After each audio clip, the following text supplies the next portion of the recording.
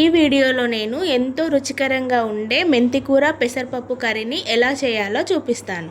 దీనికోసం ఒక కట్ట మెంతికూరను తీసుకొని కట్ చేసుకొని శుభ్రంగా కడుక్కొని పక్కన పెట్టుకోవాలి.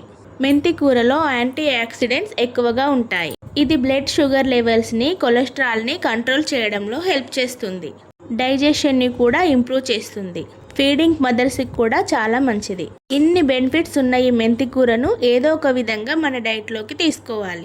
ఇప్పుడు కర్రీలోకి మసాలా కోసం ఒక ప్యాన్లోకి 1 స్పూన్ పల్లీలు, 1 స్పూన్ ధనియాలు, 3 ఎండుమిర్చి, 1 స్పూన్ జీలకర్ర వేసుకొని వేయించుకోవాలి. ఇవి కొద్దిగా వేగిన తర్వాత 1 స్పూన్ కొబ్బరి పొడి కూడా వేసుకొని వేయించుకొని స్టవ్ ఆఫ్ చేసుకోవడమే.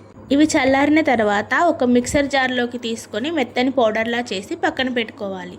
ఇప్పుడు స్టవ్ పైన ఒక గిన్నె పెట్టుకొని 2 టేబుల్ స్పూన్ల ఆయిల్ వేసుకొని ఆయిల్ హీట్ అయిన తర్వాత ఒక కట్ చేసి పెట్టుకున్న ఉల్లిపాయ వేసుకొని కొద్దిగా వేగిన తర్వాత పచ్చిమిర్చి కూడా వేసుకొని కలుపుకొని మూత పెట్టుకోవాలి.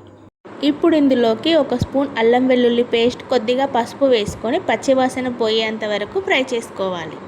కట్ చేసి పెట్టుకున్న టమాటా ముక్కలు, 1 స్పూన్ కారం, 1 స్పూన్ ఉప్పు వేసుకొని కలుపుకొని మూత పెట్టి ఒక 5 మినిట్స్ ఉడికించుకోవాలి. పెసరపప్పుని 10 నిమిషాల ముందు కడిగి నానబెట్టుకున్నాను.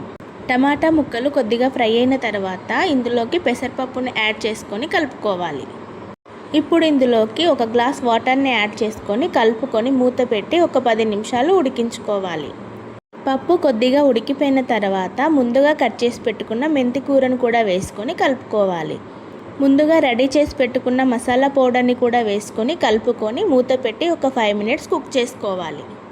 ఈ మసాలా పౌడర్ని కర్రీలో యాడ్ చేసిన తర్వాత వచ్చే అరోమా ఉంటుంది చూడండి, సూపర్గా ఉంటుంది. ఫైనల్ టచ్లో 1 స్పూన్ నెయ్యి వేసుకొని కొత్తిమీర వేసుకొని స్టవ్ ఆఫ్ చేసుకోవడమే. ఈ మెంతికూర పప్పు కర్రీని వేడివేడి అన్నంలో వేసుకొని తింటే ఆహా సూపర్గా ఉంటుంది. ఇంకెందుకు లేటు, మీరు కూడా ఈ కర్రీని ఒకసారి ట్రై చేసి ఎలా వచ్చిందో కామెంట్ చేయండి. ఇలాంటి హోమ్ స్టైల్ వంటలు ఇంకా కావాలంటే సబ్స్క్రైబ్ చేయడం మర్చిపోవద్దు.